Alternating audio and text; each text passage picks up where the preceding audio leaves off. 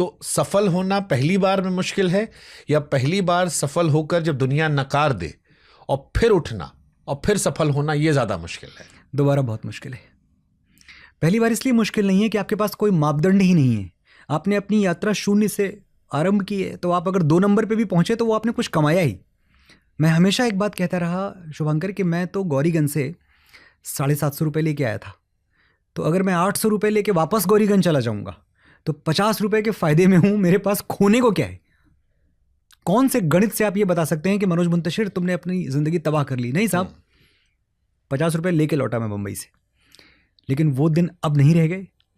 तो जाहिर सी बात है कि जब आपके मेयार बदलते हैं, आपके मापदंड बदलते हैं, और आप एक ऐसी जगह पे खड़े होते हैं जहां आपके पास पलट के देखने को बहुत कुछ है,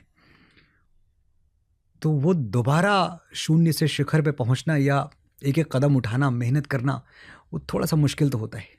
पिछले पॉडकास्ट की हमारी आपकी बड़ी चर्चा हुई थी जी। मतलब कई सारे लोगों ने ट्रेलर देखकर कहा था, मुझे भी याद है, कि ये क्या है। उस पॉडकास्ट के बाद आपके पास कैसे रिएक्शंस आए थे?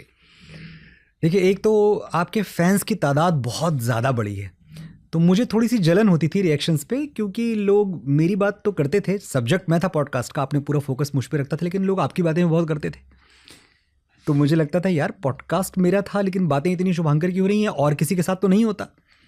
आप दुनिया में कहीं और जाएं तो जिससे बातचीत की जा रही है उसकी बात होती है, लेकिन आपके पॉडकास्ट में यह है कि अक्सर फोकस या तो शिफ्ट होता है या डिफ्लेक्ट होता है। तो मुझे थोड़ी सी जलन हुई, ईर्ष्या हुई जब रिएक्शंस आए। बड़प्पन आपका ये, लेकिन ऐसा कुछ नहीं है। लेकिन उसके साथ एक चीज़ और भी रही कि आपके सवाल बहुत तीखे थे।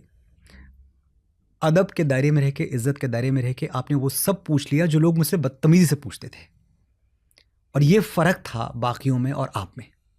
मैं नाम तो नहीं लेना चाहता, सब हमारे दोस्त ही हैं, and that is what puts you on A pedestal like nobody else. और यही वजह है कि मैं दिल्ली आया हूँ और मैंने आपको फ़ोन किया खुद।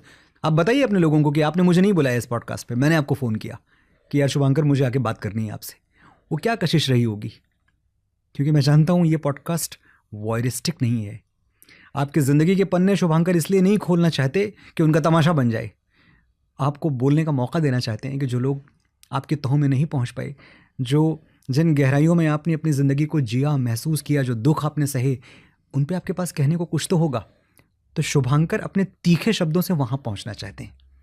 This is what sets you different. मुझे लगता है शायद यही तरीका भी अच्छा होता है कि आप जनता से भी ईमानदार रहिए, और जो व्यक्ति आपके पास आया उसका भी सम्मान बरकरार रहे। जी। और अगर प्यार से मुस्कुरा कर सवाल पूछे जा सकते हैं